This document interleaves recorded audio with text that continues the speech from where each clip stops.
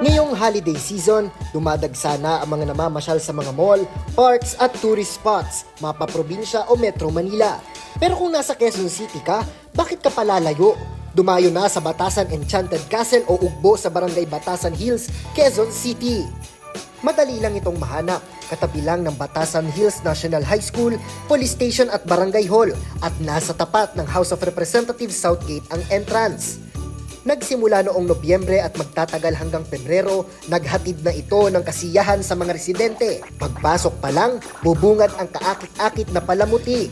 Dito, makikita ang ilang mga pagkain siguradong mura pero malasa. Nariyan ang special shawarma, cakes at desserts at mga fruit juices na swak sa budget. Mayroon ding grilled scallops at cheesy talaba na sa harap mo pa mismo iluluto at ito-torch. Nariyan din ang special at regular chow fan style fried rice na may combo pang ulam na hindi lalampas sa 150 pesos. May chicken inasal din na only rice at takoyaki na may iba't ibang fillings tulad ng cheese, octobits at veggies. Hindi rin papahuli ang burgers. Charcoal grilled pa ang patty para talagang lumabas ang smoky taste. Pagkatapos kumain, huwag kalimutang subukan ang ice creams na may iba't ibang toppings para sa perfect na dessert. Habang naghihintay ng order, libutin ang kanilang Instagrammable na pailaw.